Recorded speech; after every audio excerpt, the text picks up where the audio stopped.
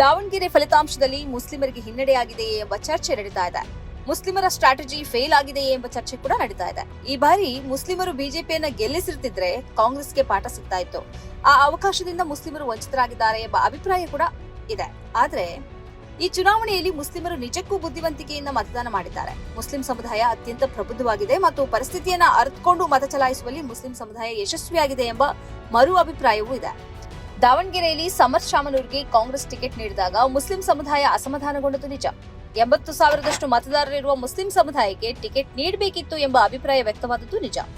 ಆದ್ದರಿಂದಲೇ ಶಾಮನೂರು ಕುಟುಂಬದ ಆಪ್ತರಾಗಿ ಗುರುತಿಸಿಕೊಂಡಿದ್ದ ಫೈಲ್ವಾನ್ ಸಾದಿಕ್ ಅವರೇ ಬಂಡಾಯ ಎದ್ರು ನಾಮಪತ್ರ ಸಲ್ಲಿಸಿದ್ರು. ಸ್ಥಳೀಯ ಸುಮಾರು 20ರಷ್ಟು ಮುಸ್ಲಿಮರು ನಾಮಪತ್ರ ಸಲ್ಲಿಸಿದ್ರು. ಇನ್ನೊಂದು ಕಡೆ ಎಸ್ಡಿಪಿಐ ಕೂಡ ತನ್ನ ಅಭ್ಯರ್ಥಿಯನ್ನ ಕಣಕ್ಕಿಳಿಸಿತು. ಮುಸ್ಲಿಂ ಸಮುದಾಯದಲ್ಲಿ ದಾವಣಗೆರೆ ಉಪಚುನಾವಣೆ ಭಾರೀ ಚರ್ಚೆಯನ್ನು ಹುಟ್ಟುಹಾಕಿತು.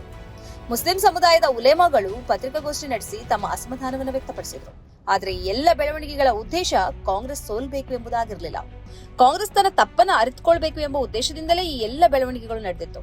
ಸಾದಿಕ್ ಫೈಲ್ವಾನ್ ಅವರು ತಮ್ಮ ಉಮೇದುವಾರಿಕೆಯಿಂದ ಹಿಂದೆ ಸರಿದ್ರು. ಜಮೀರ್ ಅಹಮದ್ ಅವರು ದಾವಣಗೆರೆಗೆ ಚುನಾವಣಾ ಪ್ರಚಾರಕ್ಕಾಗಿ ಹೋದ್ರು. ಕಾಂಗ್ರೆಸ್ ಕೂಡ ಈ ವಿಷಯದಲ್ಲಿ ತನ್ನ ಅಭಿಪ್ರಾಯವನ್ನು ಮುಕ್ತವಾಗಿ ಹಂಚಿಕೊಂಡಿತು. ಹಾಲಿ ಶಾಸಕ ಮೃತಪಟ್ರೆ ಆ ಕುಟುಂಬದ ಸದಸ್ಯನಿಗೆ ಟಿಕೆಟ್ ನೀಡೋದು ಕಾಂಗ್ರೆಸ್ಸಿನ ಪರಂಪರೆ ಅಂತ ಅದು ಹೇಳಿತು. ಆದರೂ ದಾವಣಗೆರೆಯಲ್ಲಿ ಈ ಬಾರಿ ಕಾಂಗ್ರೆಸ್ ಸೋಲುತ್ತಾ ಮತ್ತು ಮುಸ್ಲಿಮರು ಸಾಮೂಹಿಕವಾಗಿ ತಮ್ಮ ಮತವನ್ನ ಬಿಜೆಪಿಗೆ ಚಲಾಯಿಸುತ್ತಾರಾ ಎಂಬ ಅನುಮಾನ ದಾವಣಗೆರೆಯ ಹೊರಗಡೆ ಇತ್ತು.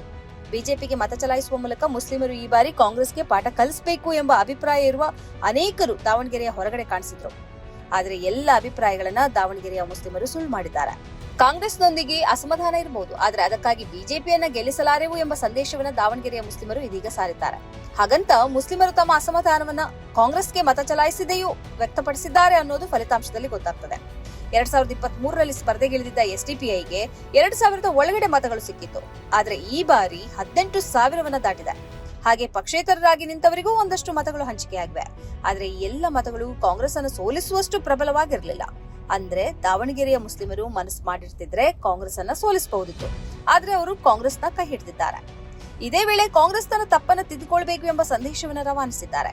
ಶಿಸ್ತು ಕ್ರಮದ ಹೆಸರಲ್ಲಿ ನಾಸಿರ್ ಅಹಮದ್ ಮತ್ತು ಅಬ್ದುಲ್ ಜಬ್ಬಾರ್ ಅವರನ್ನ ಪಕ್ಷದಿಂದ ದೂರ ಇಟ್ಟ ಕಾಂಗ್ರೆಸ್ಗೆ ದಾವಣಗೆರೆಯ ಮುಸ್ಲಿಮರು ತಣ್ಣನೆಯ ಉತ್ತರ ನೀಡಿದ್ದಾರೆ.